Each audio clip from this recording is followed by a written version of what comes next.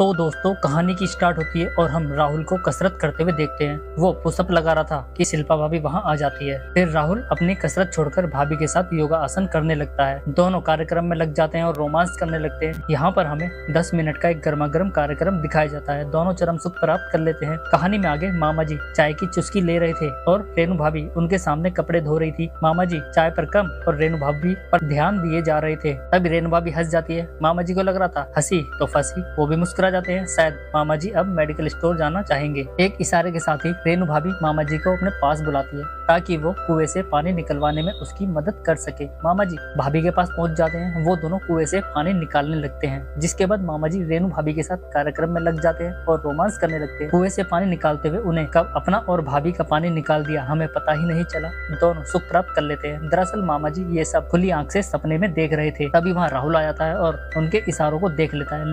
लेकिन मामा जी बात घुमा देते हैं। अब रात में राहुल रेणु भाभी के पास पहुंच जाता है और उसके साथ जबरदस्ती कार्यक्रम करने लगता है, लेकिन भाभी उसे कह सुन के भगा देती है। जिसके बाद राहुल अपना सड़ा सा मुंह लेकर शिल्पा भाभी के पास पहुंच जाता है और बिना देरी किए ही अपने काम पर लग जाता है। भाभी उसे खाना खाने के लिए बोलती है, लेकिन वो भाभी के साथ कार्यक्रम में लग जाता है, रोमांस करने लगता है। दोनों खूब पलंग तोड़ते हैं। राहुल को जो सुख चाहिए था रेणु भाभी ने नहीं दिया तो शिल्पा भाभी ही सही, दोनों चरम सुख पा लेते हैं। दूसरी तरफ हम मामा जी को देखते हैं। वो रेणु भाभी के रूम में घुस जाते हैं। वहाँ भाभी सो रही थी। वो रेणु भाभी के साथ कार्यक्रम बनाने लगते हैं। वो कुछ करते इससे पहले ही भाभी की आँख खुल जाती है और मामा जी को वापस से अपने रूम में जाना पड़ता है। अगली सुबह रेणु भाभी और शिल्पा भाभी को दिखाया जाता है। दोनों आपस में बात कर रही थी। तब रेणु भाभी बोलती है, क्या बात है, आज तो बहुत खुश लग रही हो। शिल्पा बोलती है, मन पसंद गाजर का हलवा बना रहे हैं। भाभी बोलती है, ओहो क्या बात है, तुम अपने पिताजी से बोलकर राहुल से शादी क्यों नहीं कर लेती। शिल्पा यहाँ से शर्माकर घर चली जाती है और इसी के साथ ही हमारा एपिसोड खत्म हो जाता है। धन्यवाद।